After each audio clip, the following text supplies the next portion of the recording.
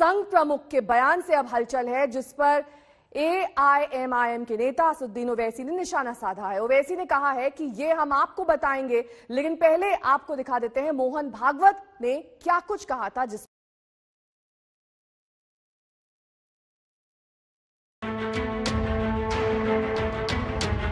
भारत के सब लोगों का DNA, सब लोगों का मेरा पूरा DNA समान है। लिंचिंग करने वाले ये हिंदुत्व के खिलाफ जा रहे हैं। तो हमारे ही पूर्वज के वंशज खून के अपने भाई मुसलमान साथ क्यों नहीं चल सकते? वो कैसे अलग हो गए? गौ रक्षा के नाम पर निर्दोषों की लिंचिंग, दो समुदायों के बीच बढ़ती मजहबी नफरत और खाई के बीच संघ प्रमुख मोहन भागवत का ये बयान बेहद अहम है। संघ प्रमुख ने साफ कह दिया कि लिंचिंग करने वाले आतताई हैं, हिंदुत्व के खिलाफ जा रहे हैं। सब प्रकार के लोग हैं। जैसे ये साथ चलते हैं वैसे हमारे ही भारत माता के पुत्र, हमारी ही संस्कृति के विरासतदार और हमारे ही पूर्वज के वंशज खून के अपने भाई मुसलमान साथ क्यों नहीं चल सकते? वो कैसे अलग हो गए? लेकिन इन सब पृष्ठभूमियों के कारण एक अलगाव और अविश्वास पैदा हुआ है। उसकी दूरी हमको पाटते समय समाज के मन से ये सारा हटाना पड़ेगा। और हटाने का मतलब छिपाना नहीं होता है। जो आपने कहा, खरी खरी बात को जैसा है वैसा समझना। इसलिए हम कहते हैं कि हिंदुस्तान हिंदू राष्ट्र है, गौ माता पूज्य है, लेकिन लिंचिंग करने वाले ये हिंदुत्व के खिलाफ जा रहे हैं, वो आतताई है। गाजियाबाद में मुस्लिम राष्ट्रीय मंच की तरफ से आयोजित एक कार्यक्रम में मोहन भागवत ने हिंदू मुस्लिम एकता को लेकर कई अहम बातें कहीं। उन्होंने कहा कि सभी भारतीयों का DNA एक है। ये हमारा देश है, ये हमारी परंपरा है, ये हमारी तहजीब है, और ये हमारे मातृभूमि के कारण मिली है। वो पहला आधार है, और ये परंपरा दूसरा आधार है, और तीसरा आधार है ही हम समान पूर्वजों के वंशज हैं। ये विज्ञान से भी सिद्ध हो चुका है। 40,000 साल पूर्व से हम भारत के सब लोगों का DNA, सब लोगों का निरपवाह DNA समान है।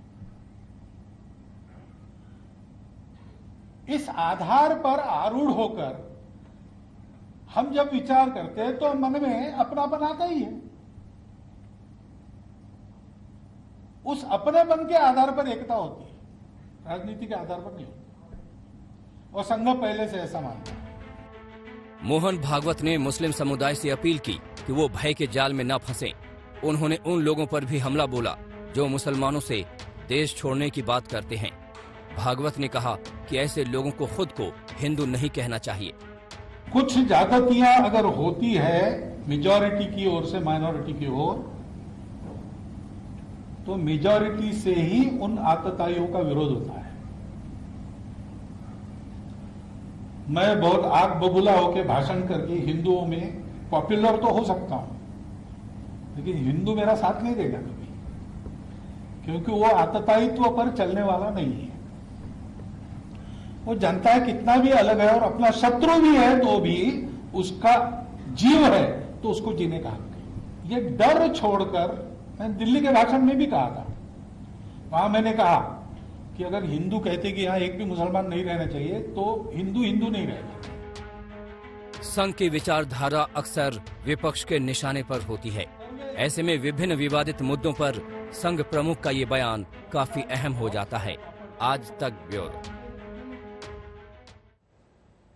तो आपने सुना गाजियाबाद में कार्यक्रम के दौरान मोहन भागवत ने क्या कुछ कहा। अब आपको ग्राफिक्स के जरिए दिखा देते हैं 5 बड़ी बातें जो कि मोहन भागवत ने कही कि सभी भारतीयों का DNA एक है, चाहे वो किसी भी धर्म के हो, चाहे वो हिंदू हो या फिर मुसलमान हो। दूसरी बड़ी बात, लिंचिंग करने वाले हिंदुत्व के खिलाफ जा रहे हैं, वो आतताई हैं।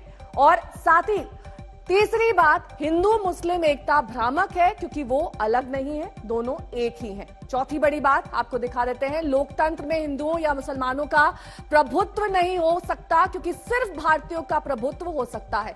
और मुसलमानों को डर के चक्र में नहीं फंसना चाहिए कि भारत में इस्लाम खतरे में है। ये 5 बड़ी बातें मोहन भागवत की ओर से संघ प्रमुख के बयान पर असदुद्दीन ओवैसी ने तीखी प्रतिक्रिया दी है। ओवैसी ने ट्वीट करके क्या कहा है ये आपको बता देते हैं। आरएसएस के भागवत ने कहा, लिंचिंग करने वाले हिंदुत्व विरोधी इन अपराधियों को गाय और भैंस में फर्क नहीं पता होगा, लेकिन कत्ल करने के लिए जुनैद, अखलाक, पहलू, रगबर, अलीमुद्दीन के नाम ही काफी थे। ये नफरत हिंदुत्व की देन है। इन मुजरिमों को हिंदुत्ववादी सरकार की पुष्ट पनाह ही हासिल है। केंद्रीय मंत्री के हाथों अलीमुद्दीन के कातिलों की गुलपोशी हो जाती है। अखलाक के हत्यारे की लाश पर तिरंगा लगाया जाता है। आसिफ को मारने वालों के समर्थन में महापंचायत बुलाई जाती है, जहां भाजपा का प्रवक्ता पूछता है कि क्या हम मर्डर भी नहीं कर सकते।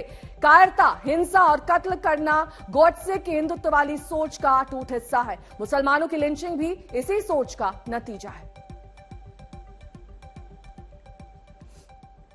तो आरएसएस के वरिष्ठ प्रचारक इंद्रेश कुमार ने भी संघ प्रमुख के बयान पर प्रतिक्रिया जाहिर की है। उन्होंने कहा कि हम सब परंपराओं से एक हैं, नेताओं से वोट बैंक पॉलिटिक्स से ऊपर उठकर काम करना चाहिए।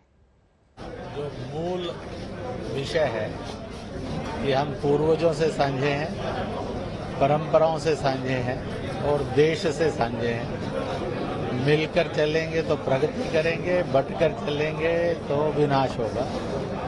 इसलिए वोट बैंक पॉलिटिक्स से ऊपर उठकर और सबको साथ लेकर चलना और सबने साथ मिलकर चलना, यह देश की सदा जरूरत रही।